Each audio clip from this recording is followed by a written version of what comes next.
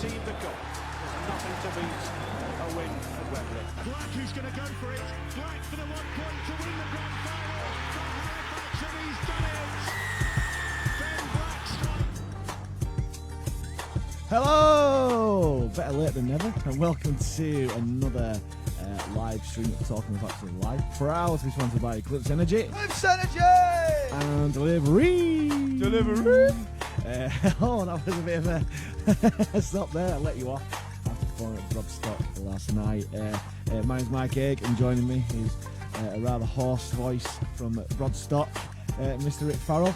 How's it going? Good evening, pal. Oh, it is a good evening. It's another win. 9 in a row. Number 9. We're running out of digits on there. But yes, it's a bit of a weird old game against Newcastle. We're sorry for being late as always, but I think we might be getting to grips with this new system now. But yes, maybe I'm not the right person to talk about that. All I do know is we talk the facts of life in here, and let's get straight into the game, shall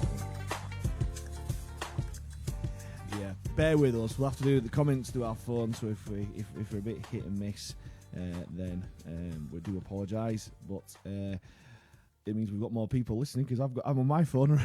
So yes, win 14-12 against Newcastle.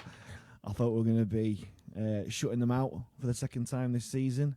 It wasn't to be. I thought they were much improved from the last time that we saw them. I think we were kind of hit and miss, a bit disrupted for injuries, back and forth. But let's get straight into the man of the match. I don't think there's any doubt in that one. James Saltonstall, what a player! What a player! I've said for a while that I thought his best position was fullback, and he proved it today. I thought put over another debutant, Ben Tibbs, who came in and came on and looked really, really well on there. But what can you say about James Saltonstall? Hasn't already been said.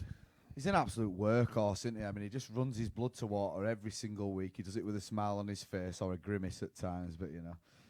He had a really telling contribution, didn't he? We all thought that he should have got man of the match last week, and obviously he definitely did this week. And yeah, to say that we had to shuffle things around, we had a bit of adversity with the lineup and stuff. He went there and never put a foot wrong, did he? So yeah, really good shift from the hometown lad. Yeah, and he didn't look.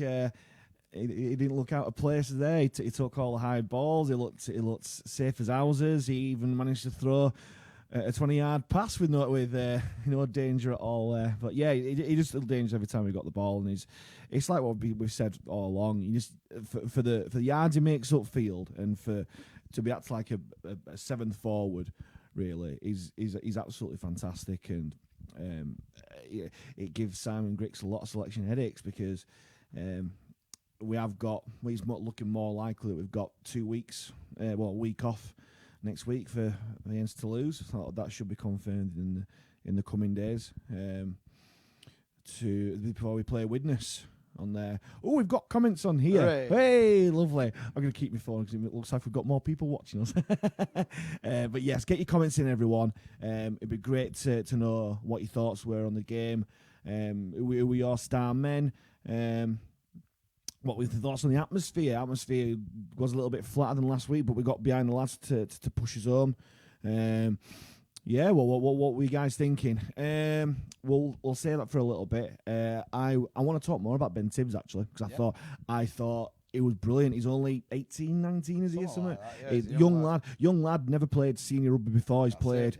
I listened to Simon Grix's interview on Radio Leeds after the game, and he said that it was in that really tricky spot, which a lot of young lads in Super League will get, that he's too old for the academy system. He's too young to play Super League. There's no reserve grade, so Huddersfield didn't want to put up any money to keep him there, and their losses are gain. And I thought he quit himself really, really well. And what better way to do it? I think it was his second touch of the ball, being put over by Salty.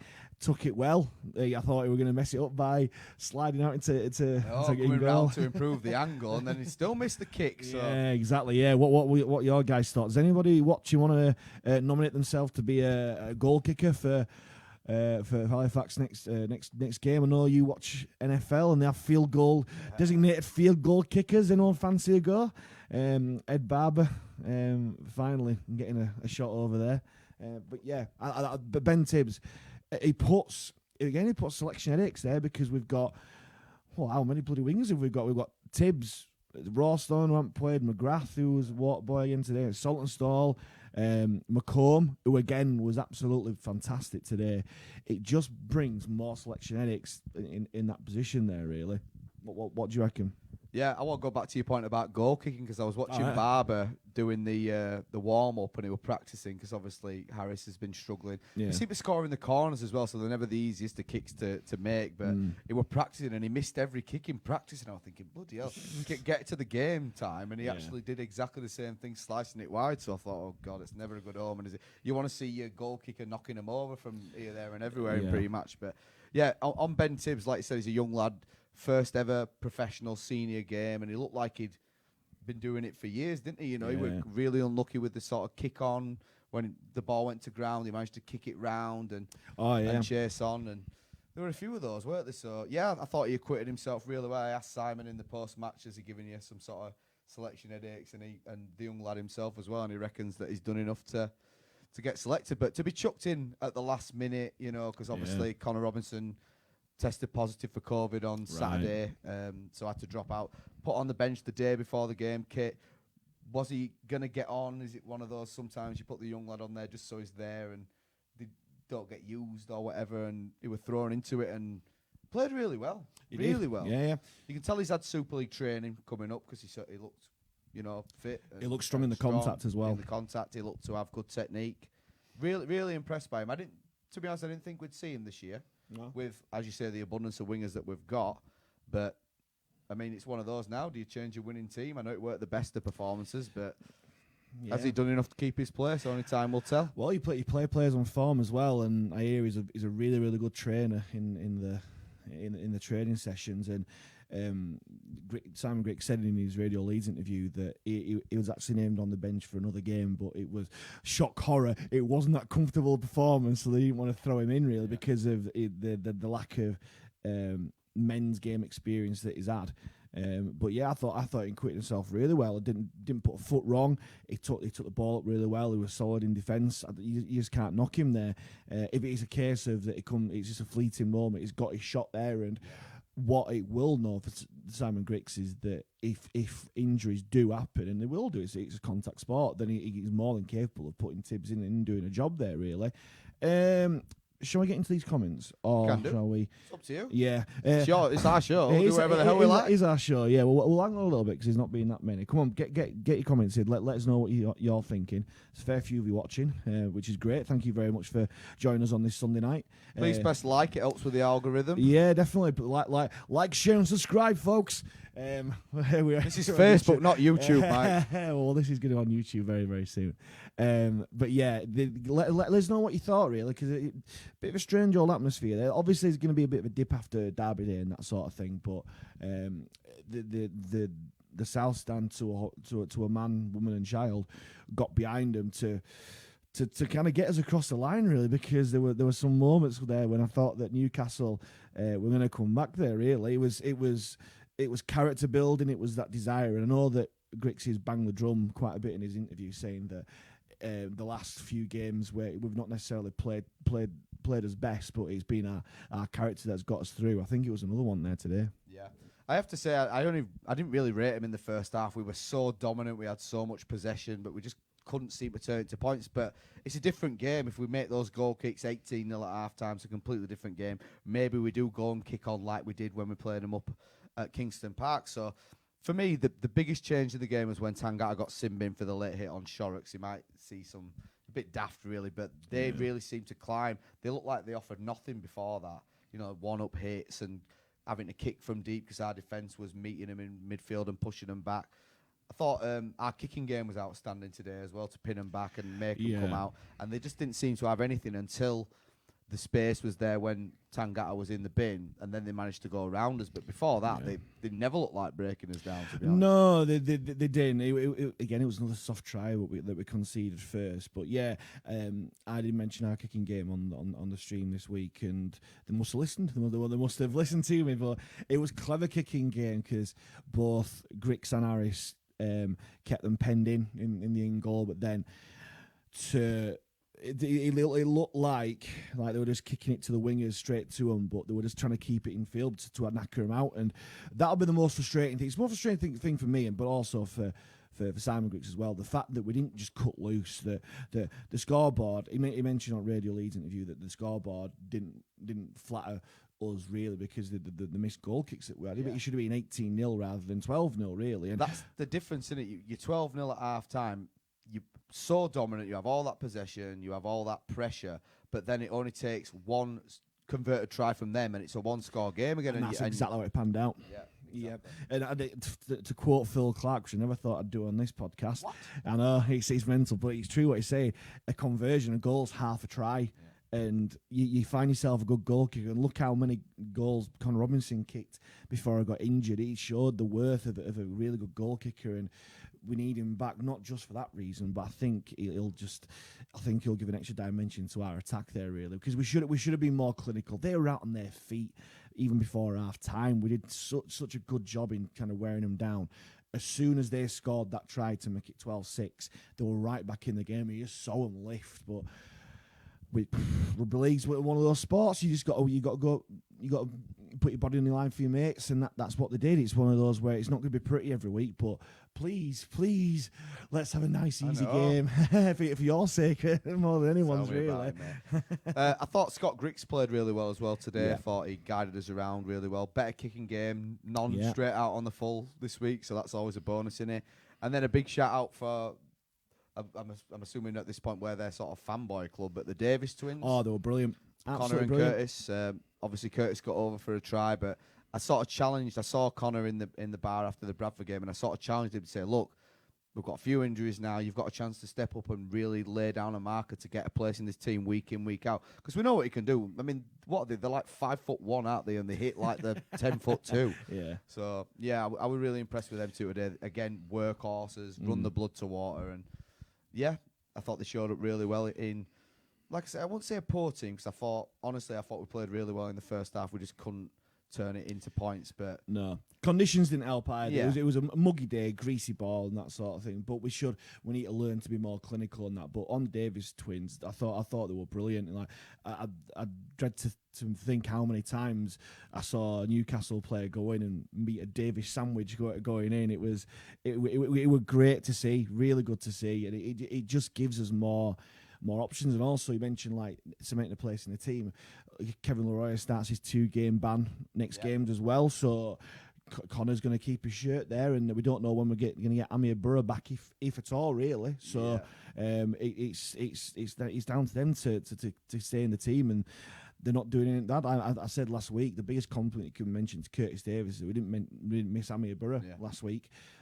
Probably could have done with him this week in terms of his speed around the ruck, really. But I thought Newcastle scrambled really well. There was a really doggy performance and that. But yeah, you just got to get those wins, really. And as the old daddies say, it's a sign of a great team if you can play behind the 8 ball, not necessarily play to your best, not play poorly, but not play as well as normal, but still win. Yeah, we seem to be saying that every week, though, don't we? Like, say, can we please have a comfortable win? But speaking about the conditions, though, I thought ball control-wise, we did really well with a slippery Steeden, didn't we? I mean, to say that it wasn't a massive downpour like we've been seeing over the last couple of days, but it was that sort of fine rain that soaked you through. And we did really well, especially in the first half. You know, we were moving it at pace, and Woody had a few chances, and we had a few half breaks. But yeah, it were a real dogged sort of game, wasn't it? An arm wrestle type of game, and to come out at the other end when, as most people that I've spoken to have been saying, a couple of years ago, past years, we'd have probably lost that sort of game in the last minute. You've got to be happy with that. But as we'll come on to the comments, as Anthony Hildred says, lucky as fuck, though. So yes, we were lucky as fudge. the family show and all that. But yes, let's get to these comments. Thanks for your comment there, Anthony. Ian Paul Wardhouse, thank you very much for joining us, Ian. Hi, lads. Hello. Real game of two halves. Now that France is on the green list, do you think we will be made to go to Toulouse next week? Can I answer this? I spoke to Simon Grix in the post-match press conference, and he's categorically said we won't play him. No one will go to France this year now, so we won't have a game. The lads will be in training, as confirmed by Ed Barber. They'll still be doing some work, but we won't have a game next week. What will that mean in terms of the games? Will it be will it just not count on the record? Just won't count as anything. Right, so okay. It won't affect it. It'll just go down as a game that isn't played. Right, okay. Good because it means it's fair, because so many other teams have done it. They've come over to London today and that sort of thing, and see the score there, and won comfortably. But yeah, number of the beast, wasn't it? 66-6. Yeah, exactly. I was flicking on to our league partway through the game and think they were racking up a point a minute there, really. But they are just a class above at the moment. And if the rumours are to be believed in terms of these meetings that these Super League and other clubs are having, it's looking more and more likely that next year. This year there's going to be no relegation from the Super League, as you might as well have guessed with the signings that Lee are making in terms of Joel Tompkins and that. But there's going to be two going up, so that they're going to finally get the holy grail of a 14-team Super League. Now, I don't think anyone watching or listening to this will begrudge Toulouse going up, because they are far and away the best team in the league. Yeah. It is going to be so interesting in terms of who else goes up, because Featherstone have got... We'll come to that very shortly, because Featherstone, they won today, but so are we, and I think we're only 2 points off them, and we play them in a few weeks' time. It's all to play for there, really, and if we do finish second, we get home advantage in the playoffs, and that's it. That could get... It's going to make the playoffs absolutely unbelievable, isn't it? They're going to be absolutely must-see. And I believe Sky put in the playoffs Sky on doing, telly, yep, Sky. I think they're showing at least one round of playoff games each time, so that's absolutely fantastic. But I think we're near enough in that. I can't see us not making the playoffs at all, really. So, yeah, I won't even do that. I'm fairly confident now. Widnes lost today against York. Yeah. Batley lost against Fev. They've done us a favour there. We keep winning. Like I keep saying, all we've got to do is focus on ourselves, get our jobs done, rattle off those wins, and everything else will look after itself. Absolutely, mate. Laurie Lee, thank you very much. Hello, a pair of absolute legends. Cheers, I don't know which stream you're watching, but thank you very much. Anthony Hildred back. McComb had a great game today. Yep. He just doesn't have a bad game, does he? Does not have a bad game. I've been absolutely... I spoke to him at length in the pub on Sunday, and I kind of said, look, when you first signed, I weren't too... I was a bit nonplussed, kind of like, oh, he's coming in for cover. I've not really seen that much, but he's quickly becoming undroppable by the way he's playing. He's growing into a lot of people's favourite player, I would say, as well. Halifax lad who wants to play for his hometown team, and like you say, he comes up with these really telling parts of the game where he just seems to have a little bit extra than some of the other players. So yeah, I mean, again, can you drop him? I don't think you can. Yeah, because he's showing his worth at both centre and wing at the moment. So you need him in your team. And it doesn't necessarily matter where you put him; he'll still do a great job. And you might be seeing him on this podcast very, very soon from drunken negotiations I was doing in Lewins. Yeah, if he remembers after last week. I'll drop him a cheeky message and go. He'll go. Who are you? What's this podcast you're on about? Yes, not the club one, by the way. We are completely separate. We are the fans podcast for the fans by the fans. Yes, voice of the fans. Exactly, definitely. Nathan Field, who is a top fan apparently, I can see. Top fan Nathan Field, thank you very much for joining us. Want to kick off with a big pat on the back for Simon Grix. Talk about getting the absolute best out of the team. Great work, Grixie. Yes, here. Long may that continue. And you can tell by the way he talks. I watched the Betfred Championship preview show during the week, which I shared on the page. You can just tell by the way he talks. He's so proud to be coaching Fax, and he absolutely loves it. And you mentioned before about McComb. Simon Grix, Fax lad, he's been all around the house. He started off with us, gone to Super League, come back, coaching the side now, and he's getting the job done. I thought you were going to start singing then. I could tell by the way he talks. He's a player's coach, no time to talk. I don't think I can get that high, to be honest. Debatable. Not on this stream anyway. But yes, I completely agree with you, Nathan. Very much so. And I hope any doubters that were there early on the season are fully converted now. Oh, I think that's completely been put to bed now. In Grixie we trust. He is on the wheel, and it does feel very, very good. Paul Cunliffe, friend of the show. Thank you very much, Paul. Close one today. It was. Understatement. It was, but it didn't need to be that close there. Really. Again, the scoreline flattered them. We should have been out of sight. We just couldn't kick us goals, and as I say, that put a big thing on the scoreline, but also psychologically as well. If it had kicked us goals, 18-0 up going into in half time, it's a completely different game there. Yeah, instead of thinking, bloody hell, we should go for a drop goal to get some daylight between us. But yeah, we got the job done. That's all that matters. It's all good. Jane Fairbank, that's joined us, Jane. Again, thought a few players looked like they were carrying injuries. I too thought McComb good again. Yeah, Woodburn from all accounts wasn't necessarily going to be in a starting lineup today because of a knock that he picked up in the Bradford game. Ultimately went off with a knock. Today, it probably looked precautionary. Do you know anything about that at all? No, mate, I've not heard anything about that. He seems to be walking all right. He's just obviously, when you getting hits like that, it looked like top of his hamstring or his hip. It's one of those as well. Do you really want to sort of aggravate something if he already has it? And we've got the young lad on the bench who can play that position. It's not as if we're chucking a forward out on centre and whatever. So. And he did a bloody good job as well, did Ben Tibbs? Chance. Yeah, exactly. We need Woodburn all really, really fit as well. For the playoffs, never mind the back end of the season. Exactly, Getting ready for the playoffs. Definitely, and don't want to say we've got some free hits coming up, but maybe these next run of games. I think our next game at the Shay is Swinton. Yeah. Maybe we could rotate a little bit, give some guys some rest and that sort of thing. Although we are getting a rest next week, which comes on to the point that my darling sister has said. Claire. Hello, Claire. The only reason she's watching is because she's on a train and can't escape it. She's nowhere else to go. If she were normal time, she wouldn't even bother watching this. Chomp, chomp, chomp. We're in neither week off, so thankfully we will get it. What's up with Rawsthorne, or is he just not getting in with Salty on McComb playing well? Yes, I completely agree with you, Claire. I think we are in neither week off. I think a lot went into that Bradford game, both physically and emotionally, and it caught up with us today. I think it'll do us good. Any kind of week off coming up to the business end of the season will do us well. Rawsthorne, I think you told me before. I think someone said it. Yeah.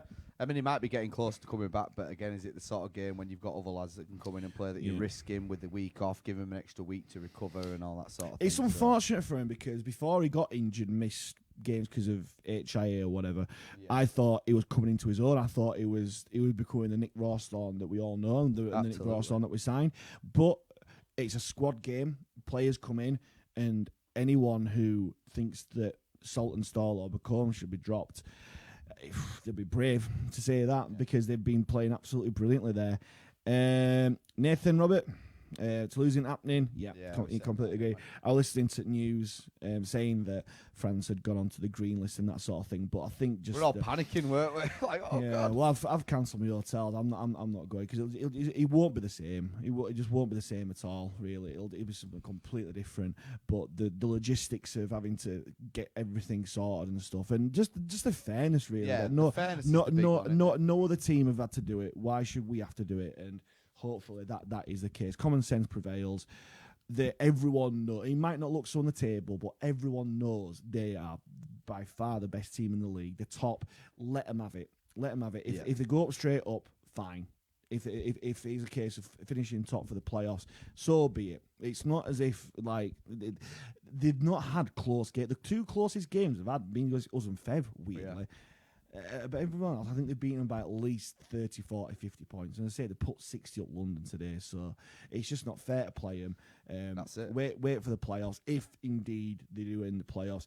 As I say, from the whispers that I've heard, I think it's extremely likely that there's going to be no relegation this year. 14-team Super League, top team of the Championship goes straight up, and then it will be playoffs. 2 to 6. Or 2 to 5, 2, 3, 4, 2 to. No, it'll be second gets the week off, 3 to 6, and all that sort of stuff. Yeah. So I don't think. What are your guys' thoughts? If that is the case, what do you guys think? Do you think Toulouse have earned the right to go straight up? Do you think that they have? Do you think that they should stick to the rules that were put in at the start of the season?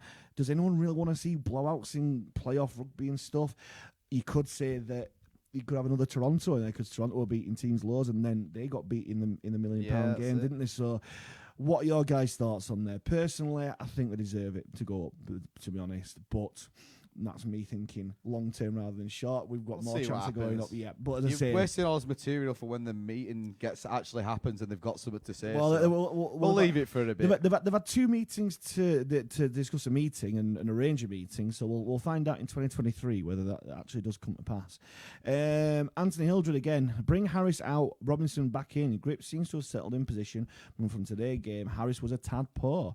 Bold claim there. I thought Harris ran his blood to water, and he were really good in defence, actually, Harris. And again, I mentioned his kicking game were good.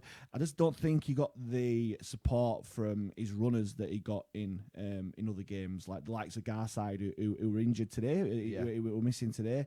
I just don't think he got that from like he has done before. I do think Robinson should come in, but it's going to be a conundrum. Personally, I think he should come in for Grix, myself, as well as Grix has played, and he played really well again today. I just think it needs a bit more dynamism in that halfback position. All depends on Woodburn All as well, doesn't it now? Because again, he might have had his hand forced, and he might have no choice but to shuffle it around with the players that we've got. So we'll see. Yeah. Like I say, we've got a week off now. We don't need to rush anything. Give the lads a chance to put their feet up and get as healthy as they can for Widnes away a week on Sunday. Definitely. Before we get into the more comments, I've just popped into my head now. I really want to champion Greg Worthington. We're on about like selection and stuff. We have been at Greg Worthington all We? The royal we. I personally have yes, one has. With another one of our friends as well, Matt Shaw, has been passionately debating the merits of Greg Worthington's selection and what he has been doing. I've said all along, defensively, as a presence and making post-contact meets and all that stuff, he's done that. He's just not threatened an attack. Last week, he scored a try, hallelujah. Today, he looked like a different beast. He looked threatening an attack every time he got the ball.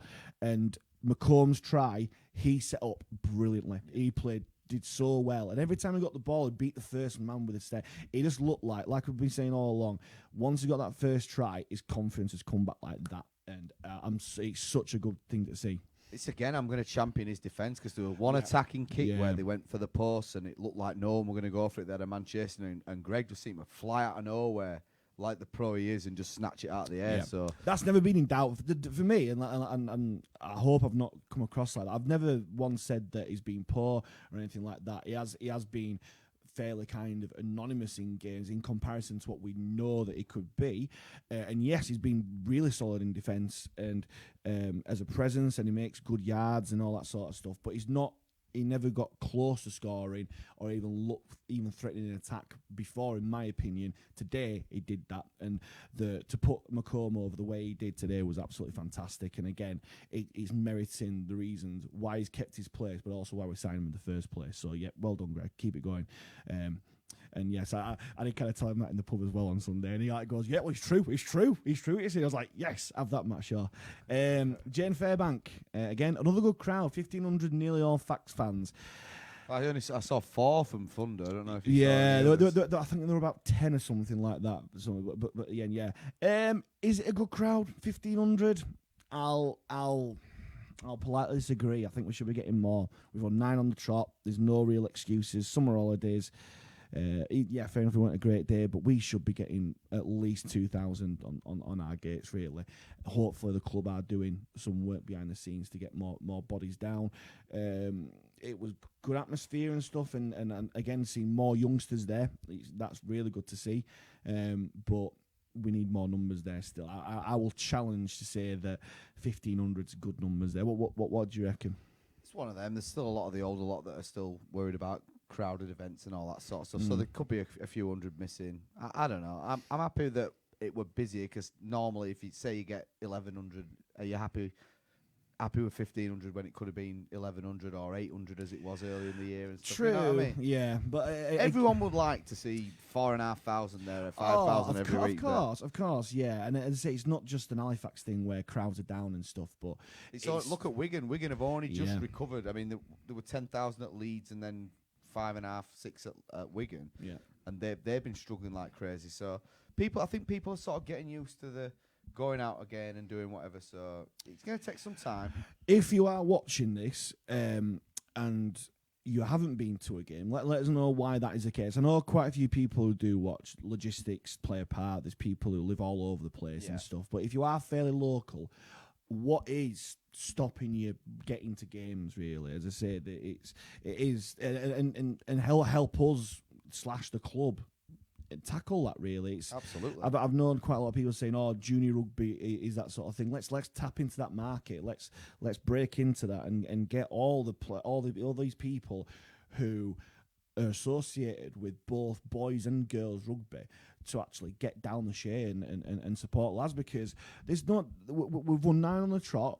The great games,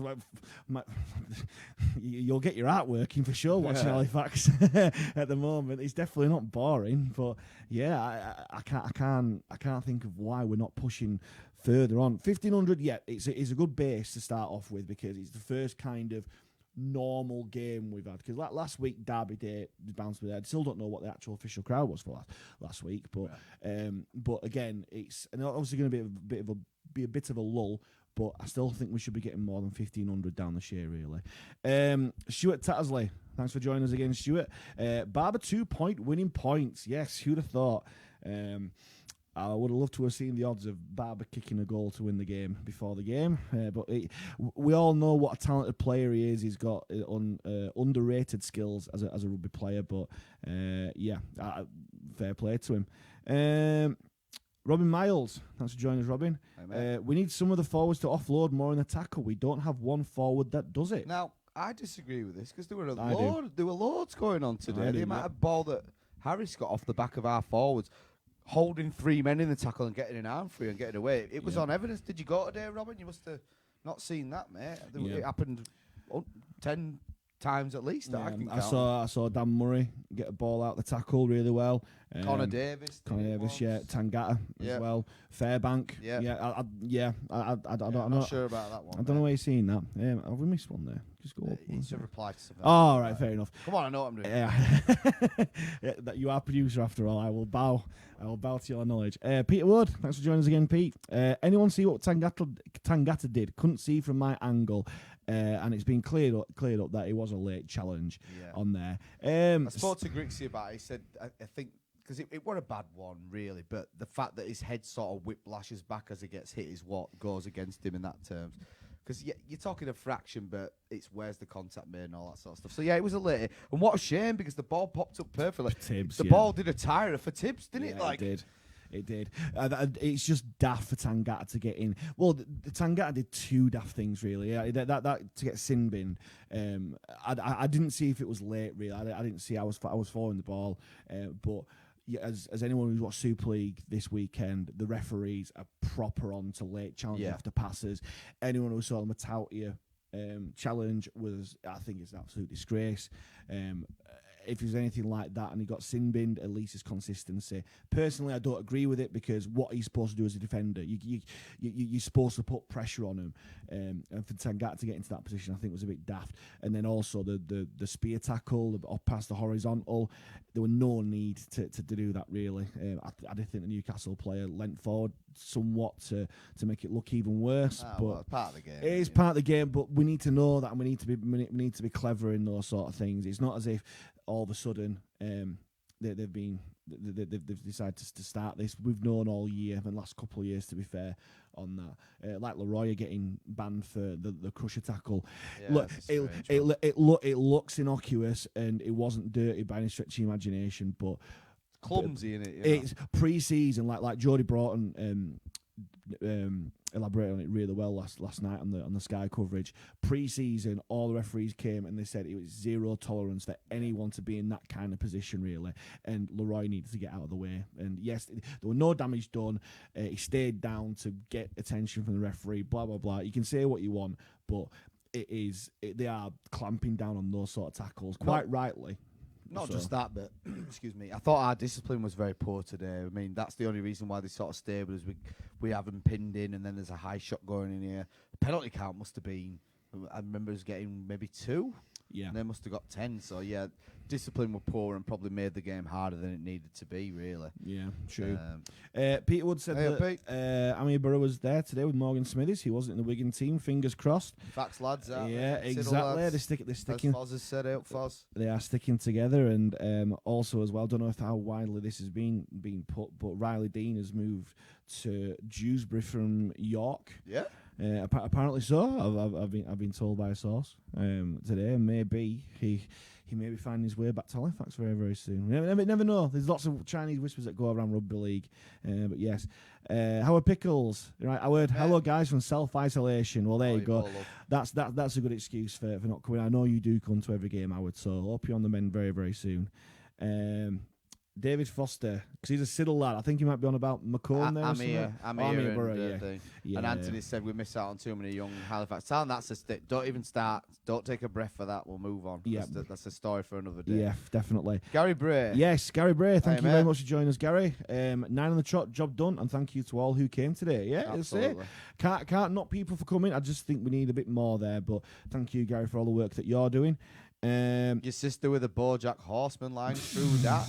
No context at all, so fair enough. Yeah, whatever. Howard, so sad I didn't see today's game. I was a victim of the pingdemic.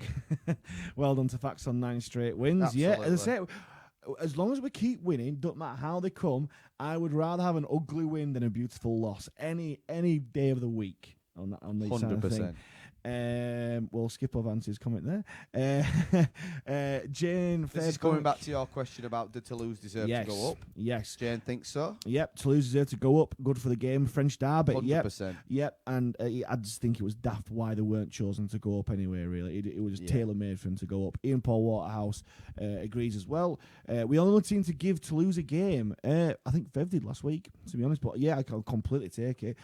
That Toulouse game, the more you come back to it, the more it was kind of a missed opportunity. The first 15 minutes where they put criminal 24, was it 30, 24, 30 points sort on of us? blanked it out, you know. And then we came back Turned into it it, on, and yeah. we played arguably our best rugby of the season in that time. Then we showed what we can 100%. do.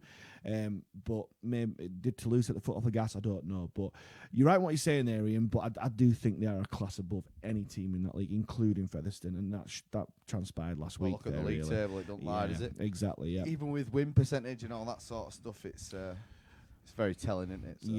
Yeah. Stuart Tattles has come back. Hope Thunder stick with it. RL is definitely for them. Tough and gritty city. Yeah. Absolutely. I was like we said in podcast previously. I was really impressed with the setup that they've got there. Fantastic setup up there. Really good, and from the work I've listened to a few interviews with Dennis Betts and Eamon O'Carroll about the work that they're doing up there in terms of, like, first of all getting local players up there, but also bringing more fans in there, and they're doing a good job. And I say, it's a long-term project in there, and they've rattled a few wins in the last few weeks, and they're definitely not going down for sure. But they're a solid team. I was impressed by the scrambling defence today, and then the desire as well. They wanted it today, and they could have rolled over at half time. Yep. Because, like I said, we were so dominant in the first half and clinical, but we just couldn't get over the line, and goal kicks letting us down or whatever. So for them to come out and, like I've said earlier, I don't really think they challenged us, but I think that the commitment can't be questioned, you know? No, definitely not. Ansel Hildred, Fax and Fev up for me. Oof. Well, I love Fax to go up. But Toulouse, Toulouse deserves to be Super League. Deserves to be Super League. Claire agrees with us about Worthington. It was absolutely class today. His step was beautiful. Yep, his footwork was fantastic. He looks so much more confident. Looked like in the groove, really. Anyone know what the crowd was from Bradford game last week? Officially, no. About 2.6. 2,600 was given out. I think it was probably more as well. I think close to 3, really, but we don't know yet. And then he'll just say, one of can't those. really remember last week. Yeah, same here, mate. There was a few sunk that day, weren't there? You can tell by my voice on the stream that it was very, very heavy. David Foster, thanks for joining us, David. Should have been 14-10. You're not going to mention the missed Thunder conversion that was given. I sort of avoided putting it in the tweets that I was doing, but yeah, it looked like their conversion from the far left hooped round the back of the post. To me, Right. from my vantage point, I didn't see much wrong with it, to be honest. From my point of view, it was one of those where it goes over the actual post, doesn't it? So it's a 50-50 call, isn't it? It is, but also the touch judges have got the best seat in the house, and that's what they're qualified to do. And if they think it's over, it's over. So, and one of the touch judges is one of the best Super League refs going. Yeah. So. How weird seeing Ben Thaler running the line there. And I still, you're on about bloody 14-10. I think it should have been 14-12 because I thought their pass for their try was forward. It looked at least 2 yards forward. The wingers had to bloody reach forward to get the ball, for God's sake. But hey ho, it's one of those. It's fish and chip That paper. would have made it 14-6, by the way. But, Yeah. you know. Well, anyway, whatever. Don't think it was a try, but regardless, we won. That's the main thing. That's it. Yeah. Stuart Tatsley's responding to our thing about getting junior rugby in. Give a child a ticket, they will bring 2 paying parents. We already do. Yeah, we were giving out loads of free season tickets and stuff. So every junior rugby league player from every club in the area was given a junior season ticket at the start of the season. Right. So So we all- are starting to see them. I tell you what's great. Yeah. The Ellen boys that have been getting in with Yeah, the Barmy they have. Arm is great Yeah. to see as well. They're really Yeah. getting into it. And also as well today, the dancing girls are back. Yep. The cheerleaders, the fact Fact sets, sets, I they think, call it. Yeah. Might be called something else now. But Yeah, I'd have but to check. loads of little girls there, and again, that's really, really good to see because they'll bring parents as well. They'll want to keep coming back. Friends, Yeah, everything else, exactly. The grandparents. roll-on effect. What I will say to that to Stuart is, and also to you, Derek. It's all fair and well giving out free season tickets to clubs. You've got to keep banging the door. You've got to keep banging the drum and saying, you've got a season ticket, use it, keep going, keep sending players there. I know it's hard at the moment because of restrictions and stuff and players being part-time and whatnot, but you've got to keep saying, look, keep coming down. You've got a season ticket, use it, keep coming down. But hey, I don't work for the club. Jane Fairbanks, it was definitely conversion. Fair enough. Yep. That's good It enough for was me. definitely conversion because the touch just put the flags up and that There sort we of go. thing. It counts. It's in the books now, isn't it? Exactly. It was one of those sort of games, really. As you said before, it was one of those where in times gone by we would probably have lost it, to be honest with you. But to finicky over a conversion when it was over or not, I think is focusing on the wrong thing there. Especially when we'd already missed 3, you know. Yeah, exactly. And yeah, it's strange what's happening to Liam Harris because he's been bagging him over the touchline and stuff. And confident. I don't want to come across all bloody like an expert. I did used to kick goals when I played rugby. It was one of the only things I could do, really. And it's weird. You put in loads and loads. Well, hopefully Liam Harris puts in loads of practice in the week, but at game day it can go wrong. You do lose your mojo sometimes, and I'll maintain this: the kicks close to the post are harder than the ones from the touchline because of the expectation. No one expects you really to get a goal from the touchline, but halfway between the post and the touchline, those are the hardest ones because everyone expects you to get those, and those are the ones you end up missing.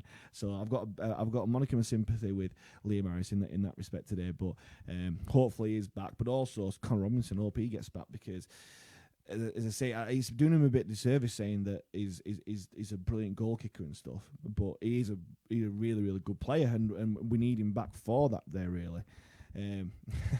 Just seeing Stuart Tatler said free bar could work. Free bar could work. It would work, but we'd be in League One before we'd be in Super League, so with the amount that our lot drink. Yes, exactly. I don't think the vintage tipple would like that free bar there, but if they get paid for it, then fair enough. We're going to start wrapping up in another 10 minutes or so, but I've got a question for the fans watching, everyone out there, if you want to get your answers in. Just simply, should Ben Tibbs keep his place after a solid opening performance? Oh, Mike? Depending on who is fit and available, no.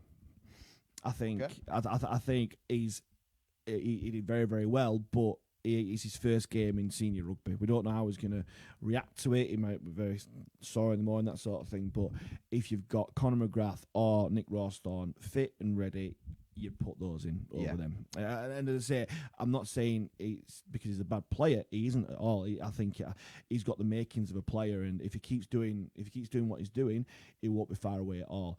I just think, especially when you come down to business end of season, you need to go with experience and proven records, and that's where Rawstorm comes in for sure. Yeah, I do agree, and especially Foxy as well. If Foxy's fit, you've got to give him it just for his pace. But I know he's showed up really well today. But like you say, his first game, maybe give him a run out against Swinton or someone like that when we can maybe afford to sort of. But yeah. If everyone's fit, I think you go with your starting lineup, don't you, every single time. So, and as much as I did like what he did today, it was the perfect game for him to come in and sort of show what he can do. But I think he's one for the future for sure. Oh, definitely, yeah, and he'll learn so much by being around those group of players. And all the boys were buzzing for him as well, because like you mentioned earlier, really good trainer, turns up every week. He's not late. He's got the right attitude, even though he knows he probably wasn't going to get a game all year. So to see him get over the line, and which turned out to be the winning score for us. I mean, fair play to the kid, absolutely. For sure. Lyndon Grady said he travelled down from Scotland every week for a free bar. Again, no good reason why you're not coming to games, Lyndon. Absolutely fine with that. But thank you very much for watching our podcast. We'll try and give the news to you, let you know what's going on and that sort of thing. Peter Hansen, thanks very much for joining us, Peter. We must improve our discipline. We played with some busted bodies today. All credit to the boys. They ground out the win up the Panthers. Yep, true. I think we kind of covered those there, really. Totally agree. Discipline, both in terms of giving away penalties, but also discipline with the ball as well. We just need to be a bit smarter with the ball there, really. And I get what they were trying to do today. It's just we need to be a bit smarter in terms of execution, that sort of thing. And like Grixie keeps saying every single week, that about completion and all that sort of stuff. And I've got no doubt that he'll train and it'll all come out in training and stuff, but it's a complete different kettle of fish when you're playing against a competitive defence who don't know exactly what's doing and giving you the run of the green there, really. Lyndon Grady said that he would, why not drop Ben Tibbs? Give him a chance. Yep, I would not complain if Ben Tibbs does keep his place, actually, because he's an exciting player and it shows that you play players in form. He got given his chance today. He did very, very well. But I just think that when you get down to the nitty-gritty of the season, when you get to squeaky bum time and stuff, you got to go with players who've been there, done that. Yeah. Nick Rawstorm was part of the Toronto side that ultimately went up into Super League. And then played in Super League. Yeah, exactly. So when Rawstorm gets there, I fully expect him to go back into the team. But like I kind of said, Ben Tibbs will learn so much from today. He'll get so much confidence, but he'll also get a lot from watching as well. Like I've said countless times, when you watch on the sideline or watch in training and stuff, you learn so much from that. You could say a spectator sees more of the game. You can't beat match experience, but what you also can't beat is being what I've given a watching brief with guidance from your coach and also from other players as well, and that will pay dividends going forward. He's only 18 as well. That's 18, 19. Exactly, First ever game of men's rugby, I believe. So his time will definitely come. He played really well today. I think he showed enough to say, look, take a chance on me for next year. Exactly, yeah. Just little ABBA plunked in there. Take a chance on me. Oh, here we go. I did BGs, you do ABBA. Yeah. Oh, the winner takes it all, doesn't it? Jane Fairbank, hard Agrees one. with you. Yep. It depends on injuries. Absolutely. Yeah, fair enough. Again, you were there last week, guys. Lyndon Grady was. Should have said hello. Sort of blinder, mate. Yep, definitely chose the right game to come back for. And Pete Anson's come back and said he thought Zach and Greg played well today. Absolutely. Yep, for sure, definitely. As I keep saying, everyone knows how good a player Greg Worthington is. He's definitely proven it in his all-round game. From last week and also today as well. Yeah. And Zach McComb, as we both said, coming up to probably some people's player of the year in that respect. He's been consistently great. He's not necessarily had man of the match performances and stuff, but he's never had bad games, and that is absolutely brilliant there. Nathan Roberts come on his question, what do we do as a club to get more fans through the door? That is the $1 million question, Nathan. Absolute $1 million question.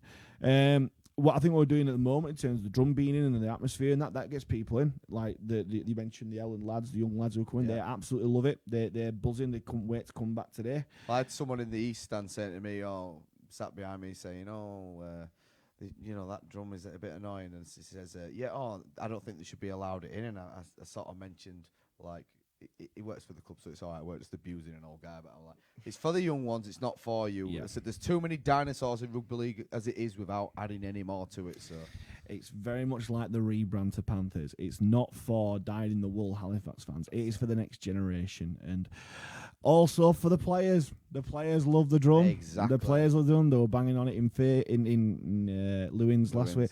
Last week I was going back in time. They're Fagans. But then also in the changing rooms today as well. They were banging the drum there too. So it's an atmosphere. Long may it continue. Yeah, hey, stop stealing my catchphrase. But yeah, in terms of your question there, Nathan, there's all sorts. I think we need to tap into the local community as a whole, tap in with local businesses to try and get people down, their workforce down, local rugby amateur / community clubs. Stuart Tattersley's mentioned King Cross Park there. Ooh, go on the King Cross boys.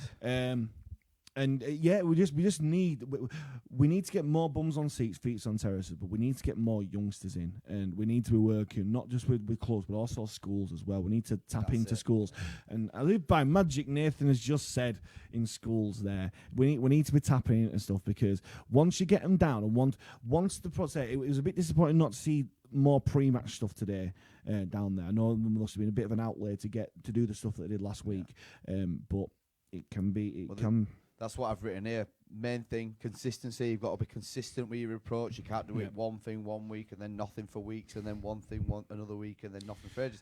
But just community engagement, just stick at it, keep chipping away. You might get a few fans here and there, and they'll keep adding to it. They'll bring their friends.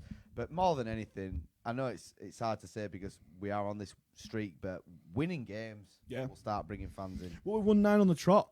So and that's why I challenged Jane with the 1500 comment. Like, we won 9 on the trot. What more do people want? We've got a winning team now.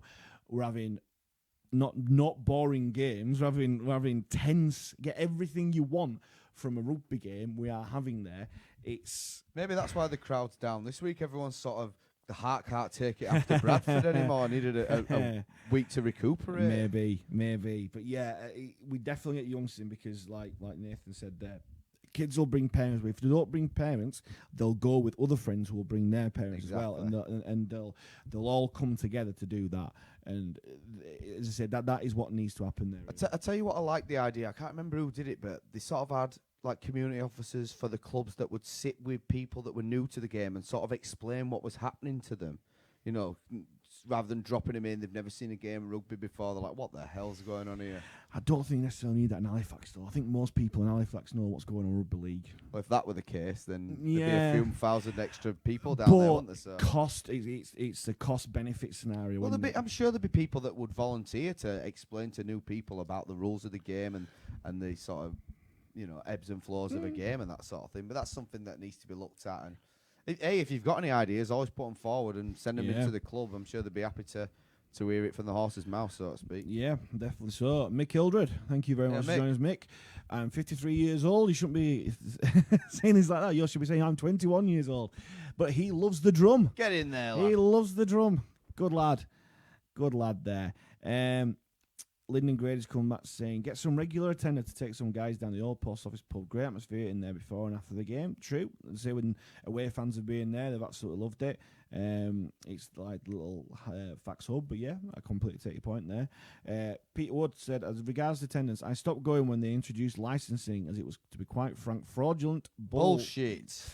Promotion relegation is a must. I went to the 2010 grand final. Imagine winning by 1 point to get promoted. Oh, yeah. Imagine. Just imagine. Maybe in 3 months' time that could happen. We don't know that. Stuart Tattles has come back. As a fan, we have a responsibility to push it into the community.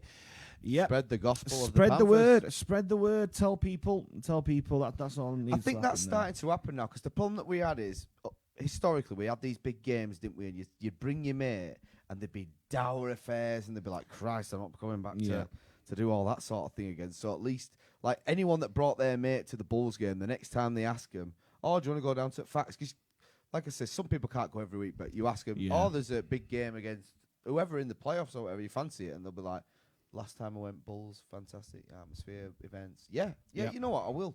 And Yep. just like I said, just continuity, consistency is the key. Keep banging the drum, to coin a phrase. Keep banging that drum, even though Not in the people East don't Stand in like front of that old bastard. But yeah, Jane Fairbank, think there are lots of other attractions, great games, and most theme matches like York have great atmosphere.